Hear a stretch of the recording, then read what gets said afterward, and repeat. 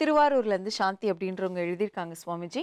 என் கணவர் என்னுடைய அத்தை மகன். அவருக்கு வயது 36. எனக்கு 17 வயதில் திருமணம் நடந்தது. நாங்கள் விரும்பி திருமணம் செய்து கொண்டோம். எங்களுக்கு மகன், மகள் என 2 பிள்ளைகள் இருக்கின்றார்கள். என்னுடைய மகனின் பெயர் பால்ராஜ். வயது 17.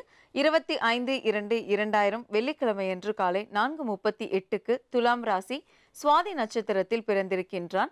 11ஆம் வகுப்பு முடித்திருக்கின்றான். அவன் எப்பொழுதும் கைவிரல்கள், கால் விரல்கள் உடம்பையும் அசைத்து கொண்டே இருக்கின்றான். அவன் வெளியில் செல்லும் பொழுது எச்சில் துப்பிக் கொண்டே இருக்கின்றான். வாயை மென்று கொண்டே இருக்கின்றான். இப்படி கிட்டத்தட்ட 3 வருடங்களாக இருக்கின்றான். அதிகமாக கோபப்படுகின்றான். அவன் சரியாக தூங்குவதும் இல்லை, படிப்பிலும் கவனம் செலுத்தவில்லை. மருத்துவரிடம் காண்பித்து விட்டேன், அவனுக்கு குணமாகவில்லை.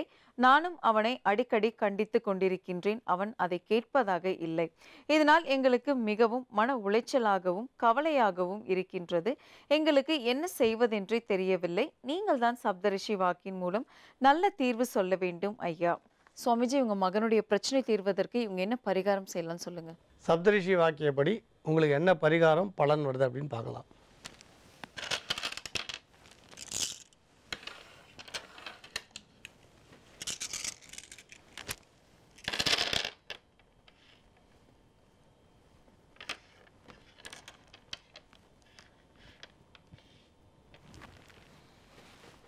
உங்கள் பையனுக்கு வந்ததுக்கு ஒரு பரிகாரமும் சொல்கிறோம். ஆனால் மருத்துவம் அவசியம் அப்படின்னு வந்திருக்கு. தூக்கம் இல்லை அப்படின்னு நீங்கள் சொல்லியிருக்கீங்க. நித்திரையும் இல்லைன்னு சொல்லியிருக்கீங்க. நீங்கள் திருவாரூர்லேயே இருக்கீங்க. பக்கத்துலேயே உங்களுக்கு சுவாமியோட திருக்கோயில் இருக்குது, சிவாலயம் இருக்குது. இப்போ நான் சொல்கிற பரிகாரத்தை மட்டும் செய்யுங்க. சுவாமி கட்டாயம் உங்களுக்கு அனுகிரகம் பண்ணுவார். நீங்கள் உங்கள் பையனோட ஜென்ம நட்சத்திரத்துக்கு அந்த திருவாரூர் உள்ள உங்களுக்கு சிவபெருமான தரிசனம் பண்ணுங்கள். உங்களால் முடிஞ்ச அரைச்ச வெண்ணெயை கொஞ்சம் சுவாமிக்கு சமர்ப்பிங்க.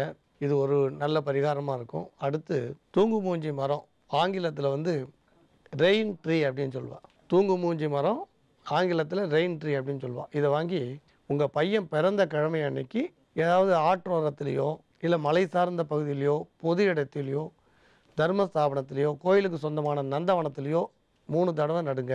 உங்கள் பையனை பொறுத்த வரைக்கும் நீங்கள் சொன்னால் அவர் செய்வார். அப்படின்னா ஒவ்வொரு ஞாயிற்றுக்கிழமையும் காலம்பர் 6லேருந்து 7க்குள்ளே சூரிய பகவானையும் ஆஞ்சநேயர் சுவாமியும் நமஸ்காரம் பண்ணி ஸ்துதி பண்ண சொல்லுங்கள். இவருக்கு நீங்கள் கொஞ்சம் மருத்துவ ஆலோசனை அவருக்கு தேவைப்படும்.